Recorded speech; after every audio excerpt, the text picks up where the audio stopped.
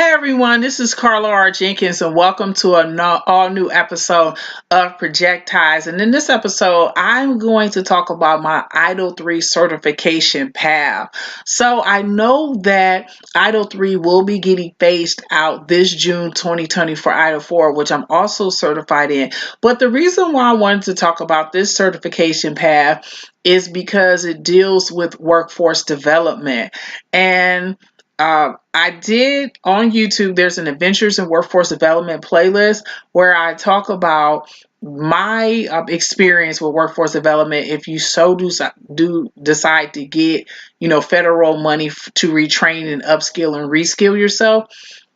So I wanted to get ITIL3 because I wanted a technology certification. Furthermore, even though I had my project management professional and certified scrum master, I wanted to do more work in IT project management. Plus, I've always been a techie and I like technology. So I saw ITIL, which at the time stood for IT Infrastructure Library, and it's a part of ITIL service. So I'll give you an example. This is a cell phone. This is an IT service and an IT product. So, it has RAM, which is your memory. It also has the light. So all of the features on the phone, from the apps, the memory, making phone calls, everything is IT service management. And it's based on service level agreement. So IT service management, at least when it comes to ITIL, is about managing the service level agreements or the contracts for these services.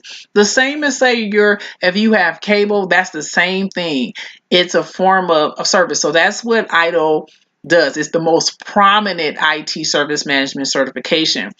I also was looking at the jobs, and I'm very big on competitive advantage. And I noticed that people who had the project management professional certification as well as ITIL, they had more competitive advantage and they were more sought after. The same with LinkedIn too, which is very good. So the first thing I did when I did my ITIL3 was research my current LinkedIn network to see who was ITIL certified, who had ITIL3 Foundation at the time. And I got in touch with them, and they also had PMP. So what I would recommend, the first thing you do is look at your pre-existing network to see who has the certification that you aspire to get and ask them some questions about the process. The second thing I did was I went and I took Great Campus ITIL Foundation certification, which was online. And the reason why I did that is because I always want to enter any type of formal education, like learning on my own, because I want to have a working knowledge of it. Moreover, I don't feel that it's solely their responsibility to educate me. So that's why I feel that I want to be as educated and knowledgeable about the process before. So I did take the online Great Campus tutorial and course that really, really prepared me to take the ITIL, because it was 2 days. So I took it on Saturday. It was Saturday and then Sunday, and then you could take the exam afterwards. And I'm very happy that I did take the Great Campus online course, because it helped me ask better questions, which gave me better answers. Also, I went through Intellectual Point, which is out of Reston, Virginia, and they brought you lunch. It was very good training, and it really helped me understand, because they also had like online questions which you can take, and I took them both on Saturday and Sunday morning. But I passed my ITIL3 Foundation with 73%. So for ITIL Foundation, you need 26 out of 24 in order to pass. For my ITIL for create, develop, and support, you need 28 out of 40, which is because it's intermediate. But what the ITIL3 gave me when I passed was a whole new opportunity and a whole new lane to qualify to get more jobs and get more different types of income. So I was able to get paid teaching for ITIL, as I'm doing right now. I did online, I did in person, but it gave me more career options, especially in IT sector. I ended up working in the help desk. I ended up working in infrastructure project manager.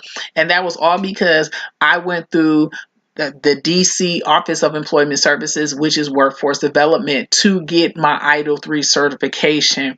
So I wanted to give you the background about getting my ITIL3 certification because it's the only one thus far that I use workforce development to get. My certified associate in project management, which expired, I passed it in 2011. It expired in 2016.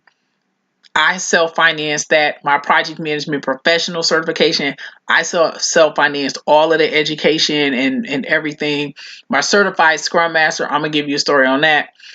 I self-financed that myself. My ITIL3 Foundation and ITIL3 Create, Deliver, and Support, I self-financed all of those. So this is the only one I use workforce development. So that's why I wanted to tell you this story so that you can see the difference between them. But I would like to thank everyone for taking out the time to watch this episode of Projectized about the certification series of ones I had in the process.